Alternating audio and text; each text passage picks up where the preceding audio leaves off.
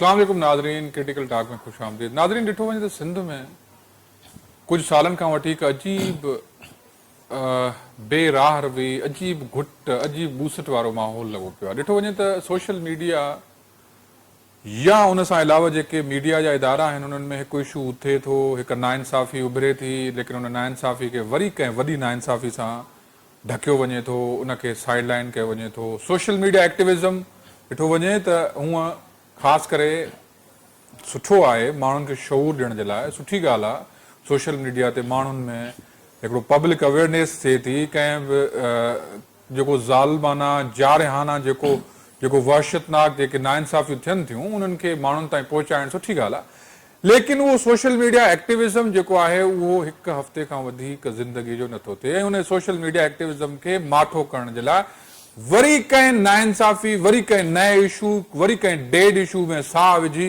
उन जेको असुल जेको मसइलो आहे उनखे ख़तमु करे वरी कंहिं नए इशू जे तरफ़ माण्हुनि जो ध्यानु धिके थो वञे।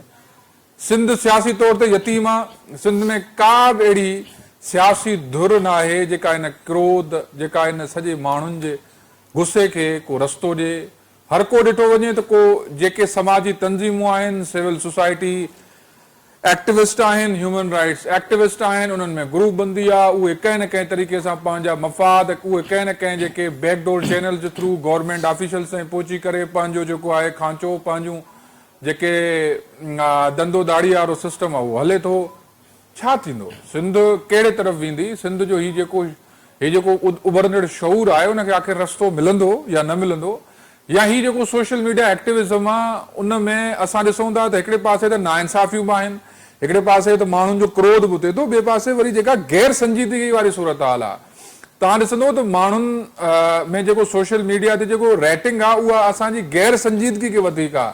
असां वटि गैर संजीदा मौसीक़ी, असां वटि गैर संजीदा मज़ाक़, असां वटि गैर संजीदा ॻाल्हियूं, उन्हनि जी रेटिंग्स वधीक आहे। उहो छा आहे? अलगोरिथम्स जो इशू आहे या असांजे माण्हुनि जे मिज़ाज जो मसइलो आहे? असां इन सभिनी मसइलनि ते ॻाल्हाईंदासीं हिन प्रोग्राम में।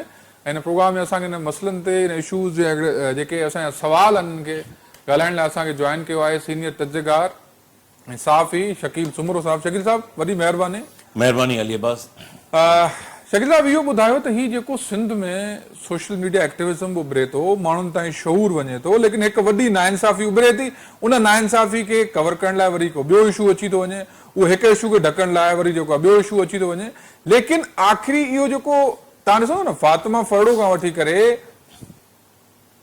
जेको आहे नाज़िम जोखे खां वठी करे या नसरुल्लाह गडानी खां वठी करे कहिड़ो बि इशू सोशल मीडिया ते उथे थो, उन इशू जो जेको एक्टिविज़म आहे उहो हफ़्ते खां वधीक हले कोन थो ऐं उहो आख़िर ताईं के नतीजे ताईं पहुचे कोन थो। सबबु छा आहे? अली अब्बास, सिंधी समाज असां जेकॾहिं उनजो समूरनि परतनि ऐं उनजा जेके सोसाइटी जा सेक्शन आहिनि उनजो जेकॾहिं मजमूई तौर ते असां जाइज़ो वठंदासूं त सिंध जे अंदरि काफ़ी ॾहाकनि खां, कुझु सालनि खां आउं न चवंदुसि बल्कि काफ़ी ॾहाकनि खां वठी जेका लाक़ानूनियत रही आहे, जेका अक़रबा परवरी रही आहे ऐं जेका रूल ऑफ लॉ जेको आहे उहो उनजो लैक रहियो आहे, उन जे नतीजे में हिकिड़ो सिंध जे अंदरि इलिटरेट जेको समाज आहे उहो इलिटरेट समाज जेको आहे उन जूं जड़ूं वधीक मज़बूत थियूं आहिनि ऐं उते जेके करप्ट, डमी, इलिटरेट ऐं उन्हनि माण्हुनि खे वधीक स्पेस मिले थो पियो ऐं समाज जे अंदरि जेको रोल मॉडल जिते असांखे हिकिड़ो लिटरेट, जीनियस क़िस्म जो माण्हू, ईमानदार, लॉयल, कॉम्पिटेंट माण्हू जेको आहे न स्पेस वालारे, उते असां ॾिसूं था त उन समाज जे अंदरि हिकिड़ो जेको जाहिल माण्हू आहे ऐं हिकिड़ो जेको अक़रबा परवरी जे नतीजे में, करप्शन जे नतीजे में, पंहिंजा नवाज़ी जे नतीजे में अॻिते अचे थो, स्पेस उहो वालारे वञे थो पियो। हाणे हीउ जेको सोशल मीडिया जो जेको मीडियम आहे, एडवांस मीडियम आहे, उनखे बि असांखे उन तनाज़ुर में जेको आहे उहो एनालाइज़ करणो पवंदो त सोसाइटी कहिड़े क़िस्म जी आहे।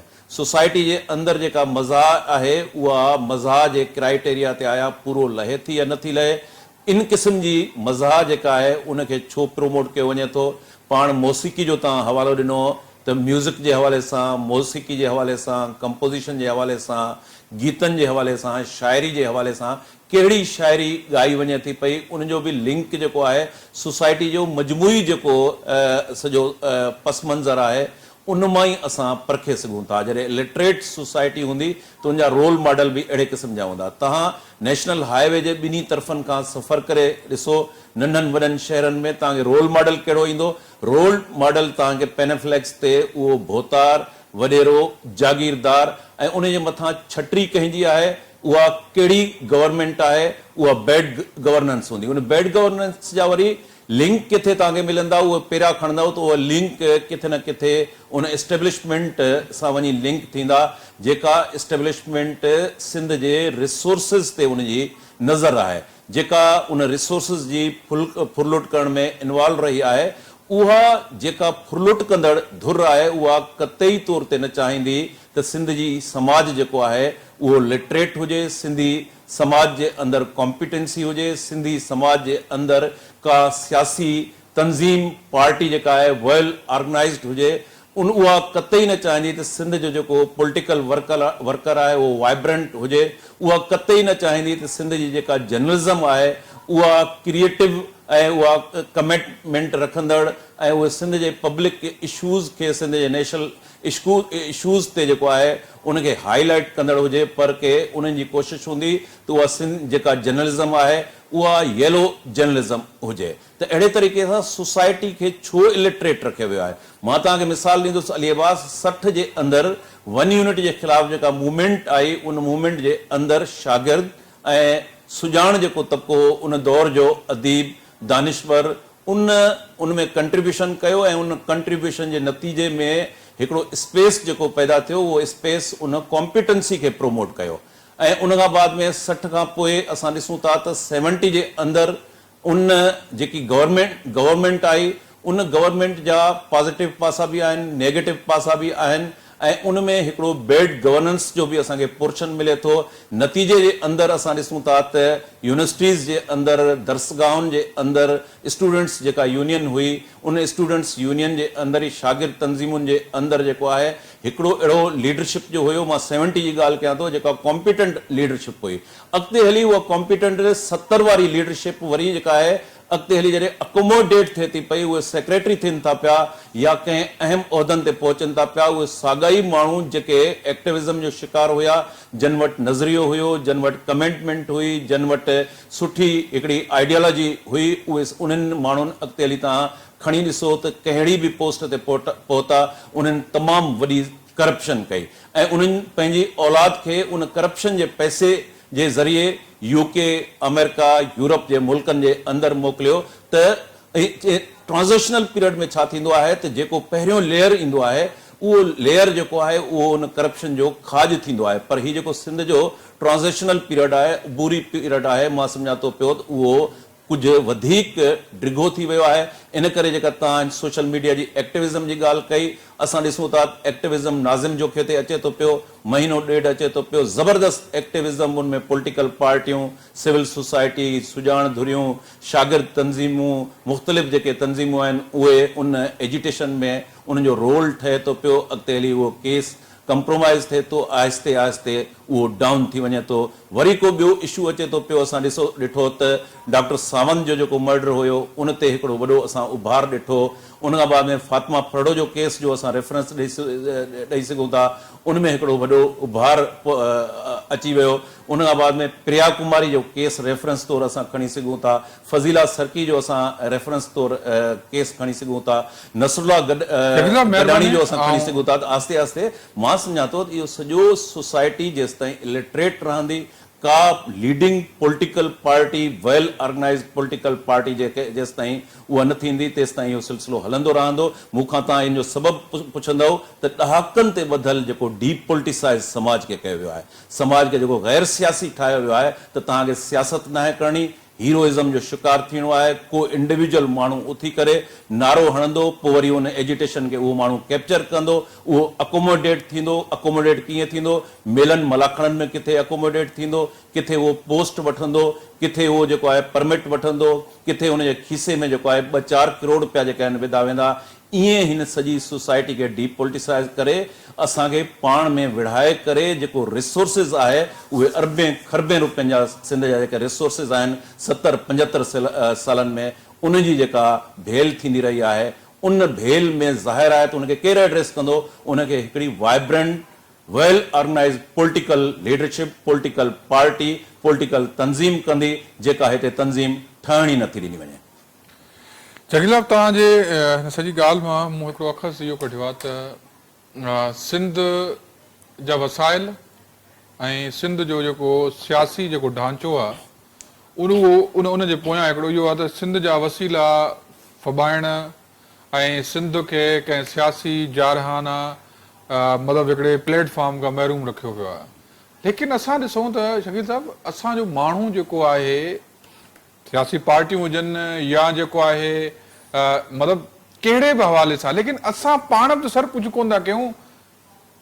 खैरपुर जे कंहिं तालके में को जेको मास्टर स्कूल कोन थो वञे उनखे बि त मथियां कोन था अची चवनि अथव तूं अॼु स्कूल न वञ या जेको असांजो माण्हू जेको नाअहली ऐं मतिलबु पंहिंजे स्किल्स में यकीन न रखण वारी जेका हुनजी सोच आहे लतीफ़ यूनिवर्सिटी जे प्रोफेसरनि खे को एस्टेब्लिशमेंट या को माण्हू त अची कोन थो चए त तूं न पढ़ाए त इहो जेको मिज़ाज आहे सर असांजो असांजे कमु करण न करण वारो मिज़ाज असांजे माण्हुनि में इन्हनि सियासी दरनि ते धिका खाइण वारो मिज़ाज इनखे असां कॾहिं तब्दील कंदा बिल्कुलु तव्हां सही चओ था त हीउ जेको मिज़ाज आहे आम जेको प्राइमरी टीचर आहे स्कूल नथो वञे प्रोफेसर यूनिवर्सिटी जो जेको आहे उहो कंहिं बि अकेडमिक जेको उनजो पर्पज़ आहे उनजे लाइ कमु नथो करे एडमिनिस्ट्रेशन जी जॉब में हू मथां मिनिस्टरनि खां ॿियनि खां सिफारिश कराए थो पियो। किथे बि कहिड़े शोबे में को माण्हू वेठो आहे त उहो उते पंहिंजो कमु नथो करे ऐं उनखां बाद में हू कंहिं अलॻि पैरेलल हिकिड़े शोबे में वञी करे उते कमु करे थो छाकाणि त उनजा उते इंट्रस्ट आहिनि। उनमें असांखे पंहिंजो ख़ुदि एहतसाबी पंहिंजो पाण जो जाइज़ो वठणो पवंदो त रुगो इन में एलिमेंट इहो न आहे त असां एस्टेब्लिशमेंट जेको आहे उन ते इल्ज़ाम तराशी कयूं या ॿिया जेके फैक्टर आहिनि हीउ हिकिड़ो फैक्टर आहे त असां पाण जेके आहियूं उहे इन में केतिरो असांजी इन्वॉल्वमेंट आहिनि। कुझु अहिड़ियूं शयूं आहिनि जेके असांखे पंहिंजे घर खां शुरू करणु खपनि कुझु अहिड़ियूं शयूं आहिनि जेके असांखे घर खां ॿाहिरि निकिरी असांजे घिटी सां असांजे पाड़े सां असांजे महले सां असांजो जेको एरिया आहे शहर उन सां तालुक़ु रखनि थियूं पियूं असांजी जेका वर्किंग प्लेस आहे उते असां उनजो तालुक़ु रखे थो पियो त असां मजमूई तौर ते हिकिड़े नार्सिज़म जो शिकार आहियूं। मां मिसाल ॾींदुसि फेसबुक जो सोशल मीडिया जो इंस्टाग्राम खां वठी जेके बि सोशल मीडिया जा टूल आहिनि उते तव्हां ॾिसो त सोसाइटी जे अंदरि थिए छा पियो उहे हिकिड़ो को प्रोफेसर आहे PhD होल्डर आहे हिकिड़ो को प्राइमरी मास्टर आहे हिकिड़ो को पॉलिटिकल वर्कर आहे इंजीनियर आहे साइंटिस्ट आहे डॉक्टर आहे उनजी ॿोली मां तव्हां सम्झी सघो था त हू ॿोली कहिड़े क़िस्म जी इस्तेमालु करे थो पियो त असांखे हिकिड़ो फैक्टर इहो आहे त असांखे पंहिंजो पाण में बि ॾिसणो पवंदो त असांजूं पंहिंजूं किथे ग़लतियूं आहिनि असां केतिरा जवाबदेह आहियूं पंहिंजे घर जे आॾो छा असांजे घर जे अंदरि जेके ॿार आहिनि उन्हनि जी एजुकेशन जे अंदरि असां एतिरो उहो उन्हनि खे वक़्तु ॾियूं था या असांजी घिटी जे अंदरि जेको गंद किचिरो उछलियो वञे थो पियो प्रॉपर तरीक़े सां कॾहिं असां सोचियो आहे त असां पंहिंजे सिविक सेंस जो इस्तेमालु करे उन घिटी खे साफ़ सुथरो रखूं कॾहिं असां इहो सोचियो आहे त पाड़े जे अंदरि जेको आहे असां आमतौर ते एग्ज़ाम जा ॾींहं हूंदा आहिनि ॿार जेके आहिनि उहे स्टडी में मशगूल हूंदा आहिनि रुधल हूंदा आहिनि त ॿिए पाड़े जे अंदरि जेको आहे कुझु फ़ासिले ते शादी हूंदी आहे या का तकरीब थींदी आहे त असां लाउडली जेको आहे म्यूज़िक ॿुधाए करे उन ॿार खे डिस्टर्ब कंदा आहियूं त हीअ हिकिड़ा सिविक सेंस जा इंडिकेटर आहिनि जेके असांखे सोसाइटी जे अंदरि पंहिंजे तौर ते बि अप्लाई करणा पवंदा। मां मिसाल ॾींदुसि त मुख़्तलिफ़ अॻु में कंहिं दौर में सफ़ाई जो हफ़्तो मल्हायो वेंदो हो माण्हू ख़ुदि पंहिंजे तौर ते इनिशिएट वठंदो हो त इहो जेको फैक्टर आहे इहो बि असां विञाए चुका आहियूं। असांजा जेके वैल्यूज़ आहिनि आस्ते आस्ते जेके नॉर्म्स आहिनि उहे डैमेज थींदा पिया वञनि न रुगो गवर्नमेंट साइड खां बल्कि मजमूई तौर ते असांजो जेको फैमिली ब्रेकअप थियो आहे फैमिली जे अंदरि जेके वैल्यूज़ आहिनि नॉर्म्स आहिनि उहे डैमेज थींदा रहिया आहिनि। असां हुकुमरान जमायत जेका बि रूलिंग करे थी पई उन ते बि इल्ज़ाम ॾींदासूं, पर पंहिंजे तौर ते मां सम्झां थो असांखे पंहिंजो ख़ुदि एहतिसाबी पंहिंजो पाण जो बि जाइज़ो वठणो पवंदो त असांजूं पंहिंजूं ग़लतियूं कहिड़ियूं कहिड़ियूं आहिनि। जेसिताईं असां उन्हनि में सुधारो न आणींदासूं त मां सम्झां थो मजमूई तौर ते समाज जेको आहे उहो डिक्लाइन थींदो, तबाही जी तरफ़ वेंदो। को हिकिड़ो माण्हू तबाह थींदो, ज़ाहिर आहे त उनजो इम्पैक्ट जेको भरपासे वारो घर आहे उन ते बि पवंदो। सही ॻाल्हि आहे। असां वटि पाण वटि हिकिड़ो मज़हबपणो हुजणु घुरिजे। जेका सोसाइटी असां पाण खे मोहन जे दड़े जे माण्हुनि जा वारिस बि सॾायूं था। असां चवंदा त असां 8000 साल पहिरां या 7000 साल पहिरां जेका तहज़ीब दुनिया में हुई उन जा वारिस आहियूं। लेकिन सर ॻाल्हि इहा आहे त असां कीअं आणींदासीं, मैकेनिज़म छा आहे प्रैक्टिकली? मसला पॉइंट आउट, सुठी ॻाल्हि आहे, मसला तव्हां पॉइंट आउट कयूं था, सुठी ॻाल्हि आहे, असांखे ख़बर आहे त इहे सभु मसला आहिनि। लेकिन what is the way forward? कीअं थींदो, किथां खां तब्दीली शुरू थींदी? हीउ जेको सोशल मीडिया वारो ज़मानो आहे इन में असां वटि गैर संजीदा ऐं नॉन सीरियस जेके ॻाल्हियूं आहिनि, नॉन सीरियस ट्रेंड्स आहिनि, उहे असां वटि जेके आहिनि उहे प्रिवेलेंट आहिनि। असां कंहिं संजीदा सोशल मीडिया जेके ट्विटर स्पेस ते एक्स स्पेस ते असां कॾहिं कोन ॻाल्हायो आहे। असां एक्स स्पेसिस असां वटि तमामु घटि थियूं थियनि, भले कंहिंखे ख़बर ई कान हूंदी त एक्स स्पेस थींदी छा आहे। असां वटि पॉडकास्ट जेके संजीदा कोन था थियनि। असां वटि सोशल मीडिया, टिकटॉक, फेसबुक ते गैर संजीदा ट्रेंड्स आहिनि। तब्दीली किथां शुरू थींदी? मुआशिरो ही जेको इर्तिकाई वारो जो सफ़र मरहले तय करे थो, किथां पॉइंट आउट तव्हांखे लॻे थो? पहिरें मां सम्झां थो असांखे एडमिट करणो पवंदो, इन फोबिया मां असांखे ॿाहिरि निकिरणो पवंदो त मोहन जो दड़ो जी 5000 7000 सालनि जी शानदार तहज़ीब जा असां वारिस आहियूं। असांखे एडमिट करणो पवंदो जॾहिं असां पंहिंजे पाड़नि जे अंदरि, पंहिंजे ॻोठनि जे अंदरि रिहाइशी जेके असांजूं स्कीमूं आहिनि, सोसाइटी आहिनि, उन्हनि जो जाइज़ो वठणो पवंदो, पंहिंजे घरनि जो जाइज़ो वठणो पवंदो, पंहिंजे रिश्तनि जो जाइज़ो वठणो पवंदो, पंहिंजे क्लोज़ फ्रेंड्स सर्किल जो जाइज़ो वठणो पवंदो। असां केतिरो उन ते पंहिंजे तौर ते अमल करे रहिया आहियूं। जॾहिं असां पाण अमल नथा कयूं त उन ते ढक ॾियण जे बदिरां मां सम्झां थो उनखे अञा वधीक खोलण जी ज़रूरत आहे। किथे किथे असां में ग़लतियूं आहिनि, किथे किथे असां स्लिप थी रहिया आहियूं, किथे किथे असां पंहिंजो पाण सां, पंहिंजे पाड़े वारनि सां, पंहिंजे पेरेंट्स सां, पंहिंजे फ्रेंड्स सर्किल सां, पंहिंजे उस्तादनि सां, पंहिंजे समाज सां कूड़ ॻाल्हाए रहिया आहियूं। उन कूड़ ते ढक ॾियण बदिरां असांखे पंहिंजी असल पोज़ीशन वाज़े ऐं चिटी करणी पवंदी। असां जेकॾहिं इलिटरेट पॉकेट्स में सर्वाइव कयूं था त असांखे इहो मञण में असांखे का बि कबाहत महसूसु न करणु खपे त मूंखे ही शइ नथी अचे ऐं मां इलिटरेट पॉकेट्स में आहियां, मूंखे निकिरणो पवंदो उन ॿाहिरि उन मां सम्झां थो त ब्लड रिलेशन जेको तव्हांजी वालदा, तव्हांजो वालिद, तव्हांजा चाचा मामा क्लोज़ रिलेटिव जेकॾहिं उहे शऊर नथा रखनि, पाड़े वारो को माण्हू शऊर रखे थो पियो ऐं उहो तव्हांखे गाइड करे थो पियो, त मां सम्झां थो उन खां बहितर आहे त उहो पाड़े वारो माण्हू जेको आहे उनजी जेको गाइडेंस आहे उन गाइडेंस खे फॉलो करणु खपे। असांखे ग़लतियुनि, असां इन में नार्सिज़म मां असांखे ॿाहिरि निकिरणो पवंदो त 5000 7000 सालनि जी असां जेको आहे उहो हिकिड़ी शानदार तहज़ीब रखंदड़ आहियूं। असांखे अञा ताईं इहा ख़बर कोन्हे त जॾहिं तनक़ीद थींदी आहे त तनक़ीद जो जवाबु कीअं ॾिबो आहे, तनक़ीद जो कीअं बर्दाश्त कबी आहे। असां में पेशेंस कोन्हे, असां में बर्दाश्त मुख़्तलिफ़ बर्दाश्त असां में कोन्हे। असां ॾिसूं था सोशल मीडिया में खुली तौर ॻाल्हाइणो पवंदो।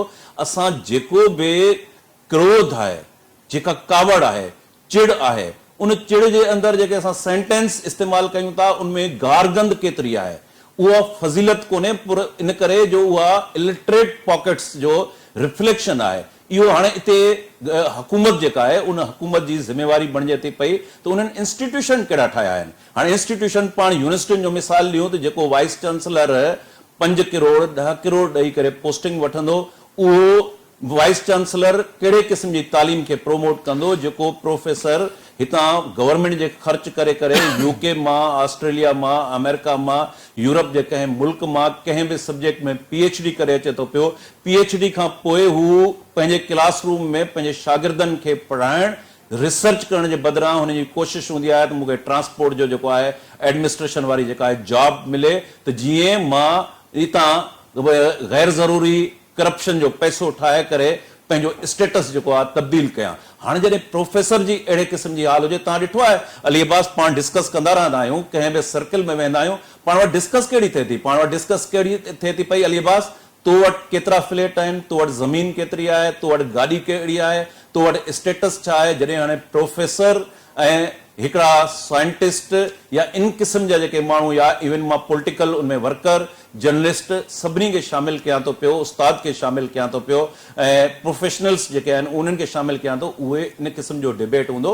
उन डिबेट मां असांखे ख़बर पवणु खपे, एनालाइज़ करणु खपे त असांजी सोसाइटी बीठी किथे आहे, सोसाइटी असांजी किथे कहिड़े दलदल में फाथल आहे। त पहिरियों उन दलदल खे में ॿाहिरि कढणो पवंदो। असांजो जेको इंटेलेक्चुअल आहे, उन इंटेलेक्चुअल जी छा आहे, कोशिशि छा आहे, उहो राति जो वेही कचहरियुनि में इनकलाब गंगाल शुरू करे थो, एंड पॉइंट ते छा थो करे त यार तुंहिंजो कंहिं सेक्रेटरी सां वास्तो आहे, कंहिं एमडी सां कमु आहे, ही फाइल त जेको आहे मूंखे कढाए ॾिजांइ। मां हैरान थियां थो त वॾनि वॾनि उहिदनि ते वेठल माण्हू ऐं तमामु हिकिड़ो पंहिंजो पाण खे लिटरेट PhD होल्डर सम्झंदड़, पॉलिटिकल वाइब्रेंट सम्झंदड़, इनकलाबनि जी उनखे ख़बर आहे त ॻाढ़ो लालटेन छा थींदो आहे, रूस जो इनकलाब छा थींदो आहे, माओज़ेतुंग छा कयो, तमामु घणा कोट रेफरेंस करे, वाल्टियर खां वठी करे कार्ल मार्क्स ताईं ऐं हीगल खां वठी करे दुनिया जा जेके फ़लसफ़ी आहिनि उनजो रेफरेंस ॾींदा। आख़िर में किथे वञी खुटी पवंदा, आख़िर में खुटंदा हिते त मूंखे 2-4 करोड़नि जी जेका रिश्वत आहे, 25-30 लख जी रिश्वत आहे, तुंहिंजो को लिंक आहे, रेफरेंस आहे, इहो त मूंखे कमु कराए ॾे। त असां डिक्लाइन जी तरफ़ वञूं था पिया। डिक्लाइन खे एडमिट करणो पवंदो। हिकिड़ो दफ़ो डिक्लाइन खे एडमिट कयो त असां में ही ग़लती आहे, मुंहिंजो प्रोफेसर हिते ग़लती करे थो पियो, मुंहिंजो वालदेन जेको आहे उहो हिते ग़लती करे थो, मुंहिंजो दोस्त हिते ग़लती करे थो पियो।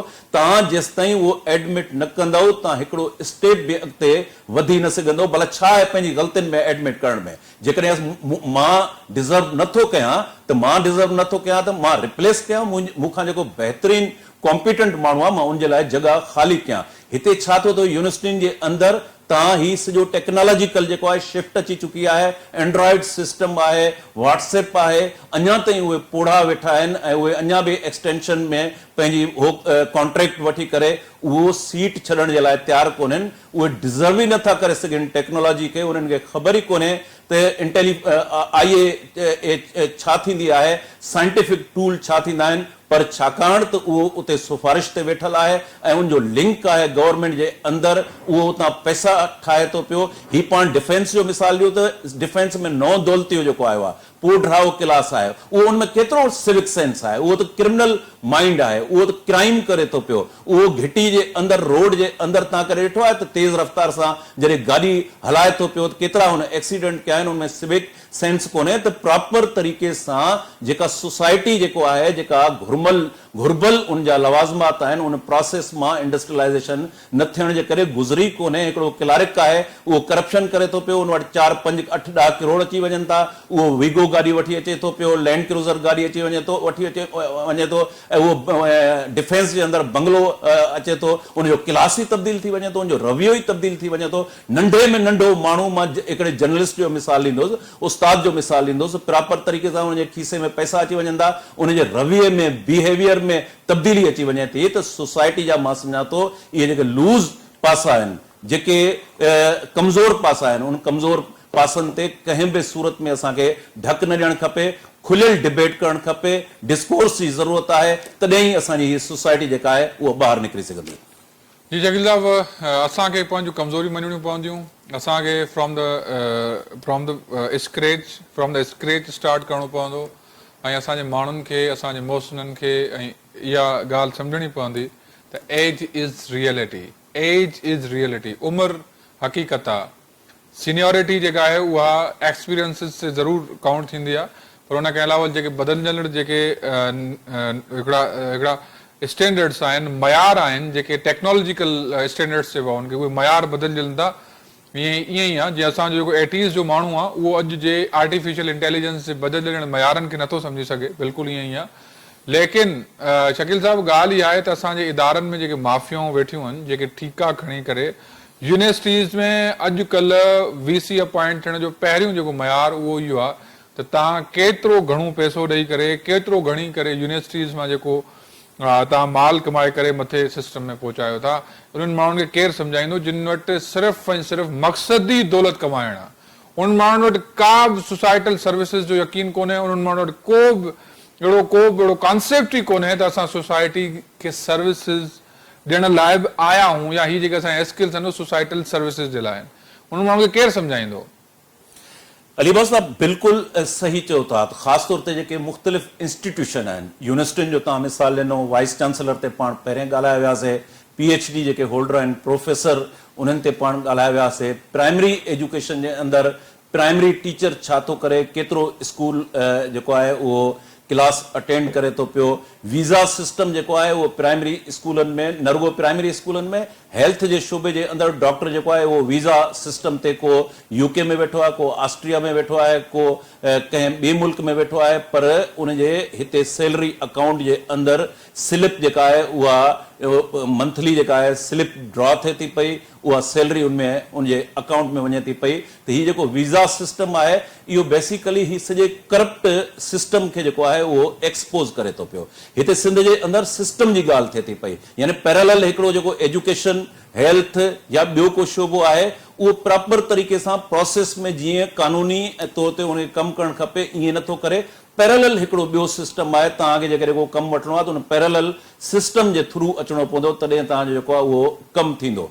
अहिड़े नमूने सां जेका ही इंस्टीट्यूशनल तबाही थी आहे, इदाराती जेका तबाही थी आहे, इदाराती जेका करप्शन थी आहे, उन सॼी सोसाइटी जे समूरनि परतनि खे पंहिंजे लपेट में वठी छॾियो आहे। को इदारो जेको आहे उनखां बचियल न आहे। काफ़ी माण्हू डिज़र्व बि कनि था पिया, कॉम्पिटेंट बि माण्हू हूंदा, पर उहे बि इन सॼे जेको रूल ऑफ लॉ न आहे, जेका ही एक्सरसाइज थिए थी पई, हीअ जेका करप्ट प्रैक्टिस थिए थी पई, उन करप्ट प्रैक्टिस जो हिसो बणिजी वञनि था। मां तव्हांखे हिते CSS जेका अकेडमी आहे उनजो मिसाल ॾींदुसि। CSS अकेडमी जे अंदरि जेके असांजा नौजवान छोकिरा आहिनि उहे 18 कलाक 16 कलाक महिनत कनि था, ग़रीबनि जा ॿार हुजनि था, ऐं पोइ जॾहिं उहो CSS जो एग्ज़ाम जेको आहिनि पास कनि था, एलोकेशन थिए थी कंहिंजी पुलिस ग्रुप में, को DMG ग्रुप खे ज्वाइन करे थो, को फॉरेन सर्विस खे ज्वाइन करे थो। 2-3 सालनि जी जेका आहे ट्रेनिंग थिए थी। ASP जेसिताईं हुजनि था त उहे इंतिहाई ईमानदार हुजनि था। SP खां पोइ वरी उन्हनि खे ईमानदारी विसरी वञे थी।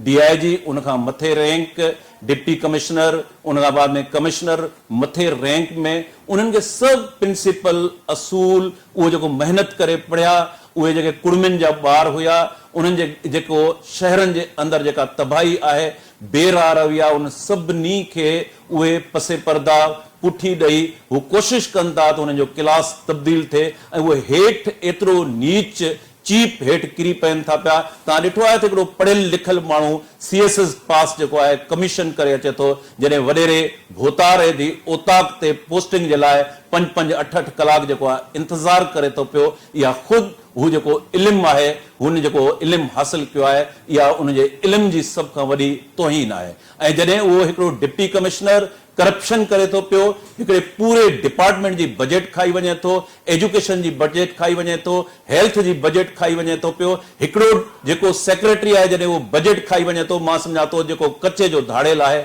उन धाड़ेल खां वधीक जेको आहे उहो ॾुहारी आहे, छाकाणि त उहो अस्पतालनि जूं दवाऊं खाई वञे थो पियो ऐं जिते मरीज़नि जो इलाजु थियणो हुयो उहो सॼो उहो हुनजी करप्शन जी नज़र थी वञे थो।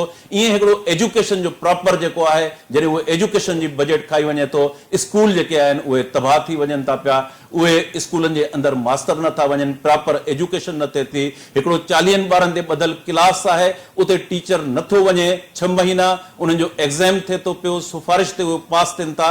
उतां उन सोसाइटी जे अंदरि जेको इलिटरेट ॿार आहे उहो क्राइम में बि इन्वॉल्व थिए थो पियो, ॿियनि शयुनि में बि, बुराइनि में बि इन्वॉल्व थिए थो, मंशात में उहो साॻियो माण्हू जेको आहे उहो वापराए थो पियो। त मां सम्झां थो हुन कचे जे धाड़ेल खां वधीक हीउ जेको वाइट कॉलर क्रिमिनल आहे, जेको CSS राति जो महिनत करे ॾींहं जी रोशनी ते पढ़ी, जंहिंजे कुड़मी जंहिंजो वालिद आहे उनजे पघर मां ऐं उनजी जेका वालदा ॾींहं राति जा उजागा करे उनखे पढ़ाए थी पई, ख़ुदि उहो पंहिंजे वालदेन सां बि दुश्मनी करे थो, हिन समाज सां बि दुश्मनी करे थो। मां इएं चवंदुसि इहो हिकिड़ो खुलियल डिबेट थियणु खपे, बहस थियणु खपे त असां डेमोक्रेसी जे नाले में जेको गवर्नमेंट आहे उहा डेमोक्रेटिक वैल्यूज़ सां गॾु ग्रास रूट लेवल ताईं डिलीवर करे न, माण्हुनि ताईं वञे न। आम माण्हू जी सूरत हाल छा आहे, पॉवर्टी ॾींहों ॾींहुं जेको आहे वधंदी थी वञे ऐं गुरबत जेको आहे उनमें तेज़ी सां इज़ाफ़ो थींदो रहे थो। आम माण्हुनि जो कहिड़ो कसूर आहे? आम माण्हुनि खे तव्हां रिलीफ ॾिनो कहिड़ो आहे?